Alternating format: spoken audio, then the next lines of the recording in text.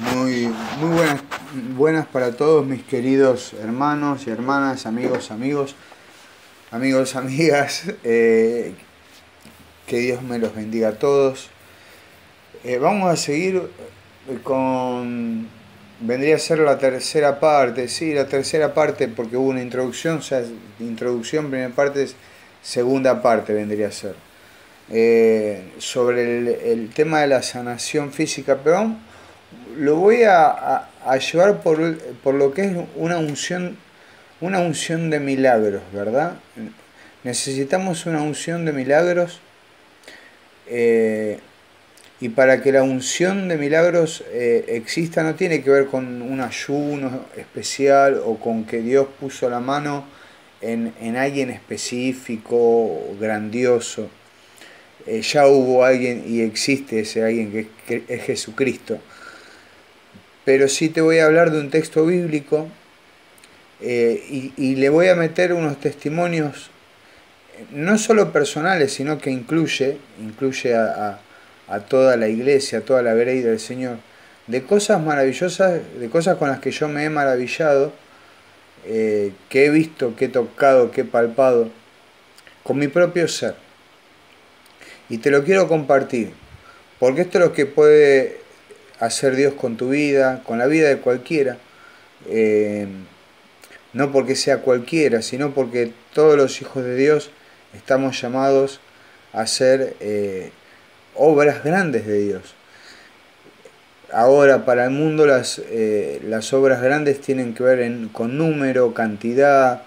En cambio, para Dios tienen que ver con calidad, tienen que ver con otros modos de ver las cosas. Los pensamientos de Dios son mucho más grandes que la manera de pensar que tenemos nosotros. Y siempre es la mejor, la de Dios, ¿verdad? Yo te voy a citar el texto del Evangelio de la pesca milagrosa, una de las tantas, ¿no? Pero la que a mí me parece más importante, la que más resuena en mi corazón, dice en Lucas 5, del 1 en adelante, dice así: en una oportunidad la multitud se amontonaba alrededor de Jesús para escuchar la palabra de Dios, y él estaba de pie a la orilla del lago de Genezaret.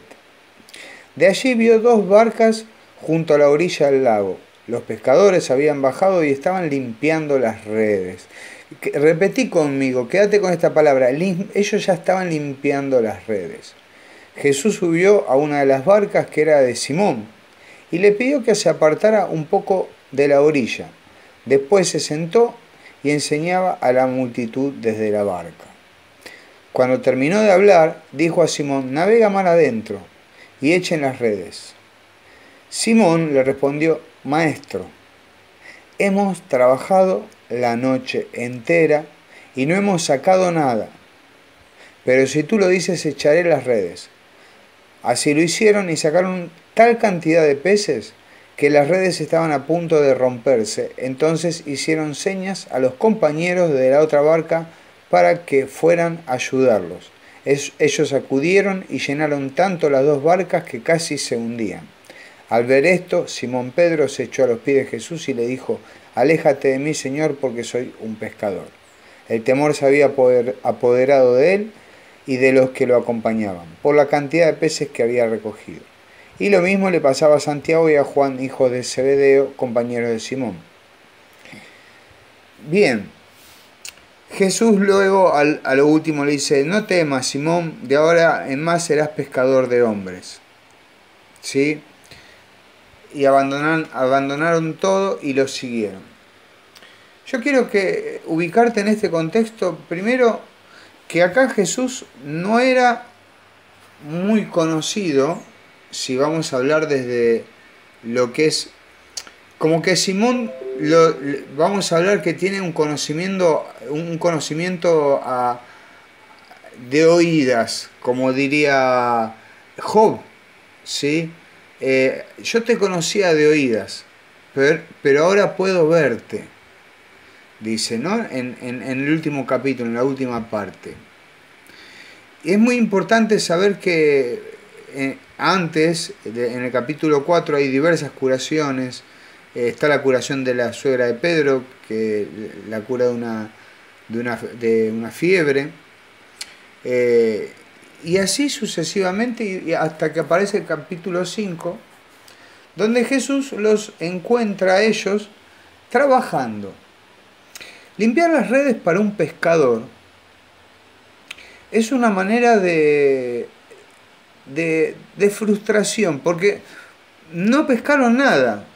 Lo que está diciendo acá el texto, dice, más adelante cuando dice, navega mar adentro y echen las redes. Y Simón le responde, maestro, hemos trabajado toda la noche. No sé si alguna vez te pasó de llegar a tal punto de estrés en tu trabajo, en tu labor pastoral o en lo que sea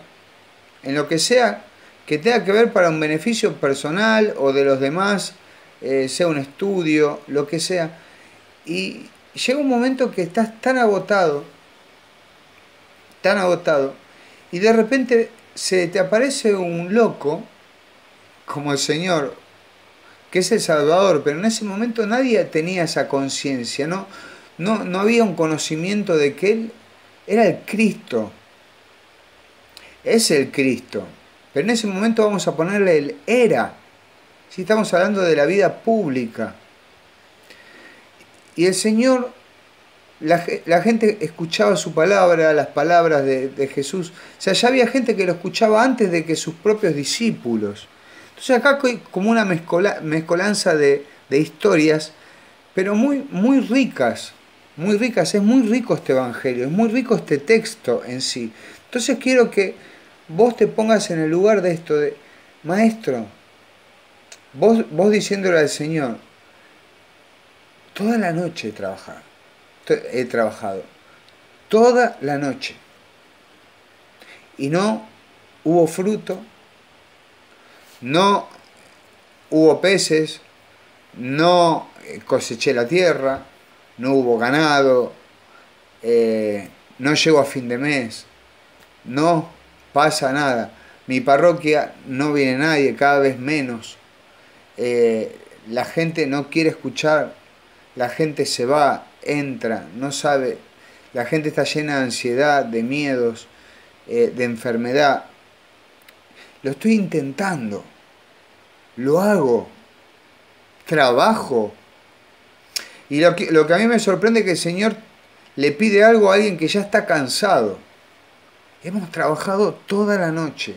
Limpiar las redes es para un pescador no haber pescado en toda la noche, haberlo intentado y sacar las redes y no encontrar nada, que era de lo único que podían vivir, de lo único que vivían, de lo único que cobraban un salario, y no pescaron nada. Y de repente limpiar las redes es una resignación, pero no una santa resignación de esta que hablamos de que los santos hablan. Una resignación donde uno dice, ya está, ya no sirvo, no va más, no estoy para esto. Es la tristeza, la amargura, el dolor, el ya no sirvo, el yo no puedo, lo único que sé hacer es pescar. Es lo único que sé hacer. A lo único que me dediqué toda mi vida. Y encima no me sale. Me encuentro limpiando las redes. Me encuentro limpiando las redes de una pérdida, de lo que sea. ¿Y qué tiene que ver esto con la sanación física? Y a esto voy. Hubo un momento donde yo te voy a hablar de una experiencia personal que después se encierra a un montón de cosas de situaciones que ya se estaban viviendo en la diócesis, por lo menos donde yo hoy por hoy pertenezco, más allá de misionar, yo pertenezco acá a esta diócesis, a la diócesis de Quilmes. Había un momento en el año 2005, yo estaba cansado de predicar tanto retiro, de ir de aquí para allá, y un día dije, basta, me cansé, agarré la bicicleta y me fui a otra parroquia donde se congregaba mi mamá, en San Martín de Tours. y estaba el padre Miguel. Hace poco lo habían puesto ahí en la parroquia, habían hecho un cambio de párrocos, y yo me siento ahí y se me aparece el padre Miguel y me dice, yo no lo conocía, no lo conocía, había escuchado hablar de él nomás, pero conocía el padre Eduardo, conocía al padre Franco, conocía al... Bueno, yo estaba con el padre Benito en la parroquia Sagrado Corazón y así sucesivamente conocía a muchos sacerdotes, pero al padre Miguel me habían hablado de él, pero me dice, yo te vi, hola, ¿cómo estás? ¿Cómo es tu nombre? Y yo estaba sentado al lado de mi mamá y su comunidad, la comunidad de mi mamá, yo estaba ahí como un Benjamín, joven yo, ahí muy jovencito, y de repente me dice, yo te soñé a vos. Me dice, por ahora me di cuenta que no te conozco, pero te soñé. Y en un momento él no pudo predicar en la alabanza y me ha llamado. Y lo que él estaba teniendo era una lucha, era una pelea con el Espíritu Santo, porque el Espíritu Santo le estaba diciendo claramente que dice que me llame a mí, a Luis, que llamalo a ese muchacho. El Espíritu Santo le estaba hablando a sus oídos, de una voz interna que se percibe, y le decía, llamalo, que venga a ministrar, que venga a predicar él.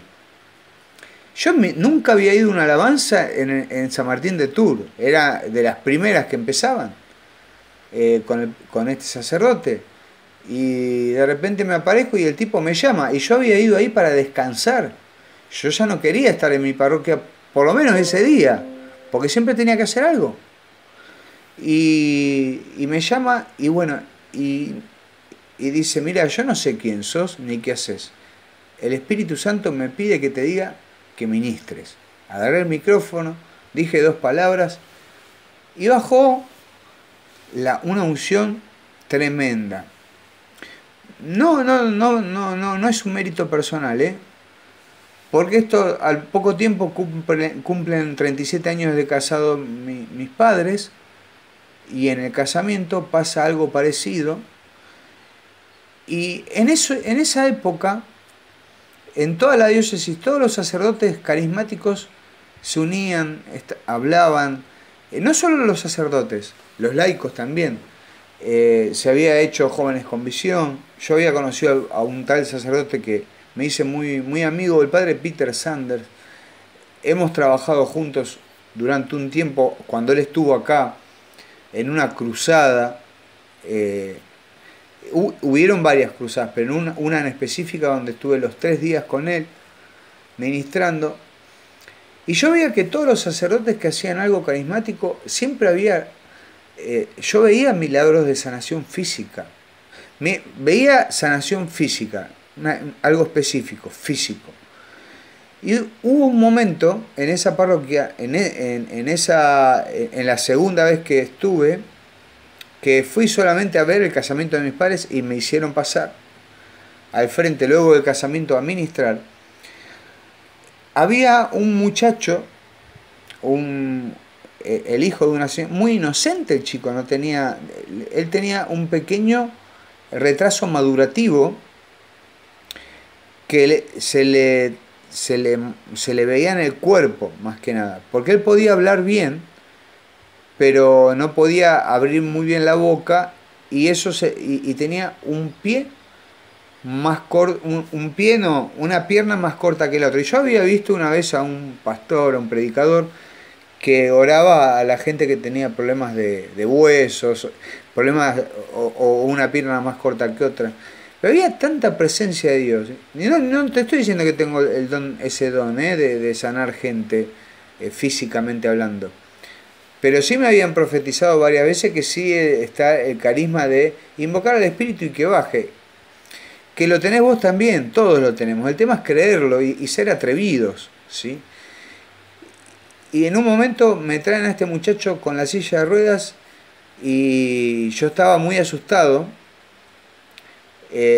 La lucha con el Espíritu Santo la empecé a tener yo. Y yo en un momento le digo, bueno, más sí. Y lo miro a este muchacho, le acaricio la cabeza, le digo, ¿cómo te llamás? No recuerdo su nombre, pero le digo, bueno, piernas, estírense, acomódense, no me acuerdo cómo dije unas palabras en el nombre de Jesús. Y se estiraron y el muchacho lo saqué de la silla de ruedas y empezó a caminar. ¿A qué voy con esto? Salir de esta resignación fea, ¿no? de esta rendición fea. El Señor te dice, no te rindas. El Señor dice, no limpie las redes, mirá que tengo trabajo para vos. Mirá que tengo trabajo para vos, porque la pesca milagrosa ocurre en un contexto donde hay otras barcas al lado que tienen que acudir, porque no solo la pesca milagrosa sucede en este evangelio, sino también en los otros sucede que en otros barcos también esa pesca es para ellos, es para todos, los peces son para todos, ¿sí? El milagro, la sanidad es para todos. Por lo tanto se pide colaboración, vengan, vamos a colaborar. Y aún colaborando, casi se hunden, dice la palabra de Dios. Miren qué fuerte el poder de Dios. Dios quiere hacer el milagro de sanar cualquier dolencia. Él envió a los 12 a sanar todo tipo de dolencias, curar leprosos, pisar serpientes y escorpiones, liberar demonios, liberar endemoniados, sanar a los enfermos, bautizarlos en el nombre del Padre, del Hijo y del Espíritu Santo y que hacerlos discípulos y darles el envío. O sea, en sí el milagro no es lo más importante, la sanación no es lo más importante, pero en sí marca un antes y un después en la vida del cristiano. Marca un antes y un después porque la palabra va acompañada de un signo. Y ese signo sos vos. Sos vos, es tu sanidad, es lo que Dios te da. ¿Sí? Hay un cuento, y con esto cierro, voy redondeando. Hay un cuento, sí, un cuentito que cuenta en un momento un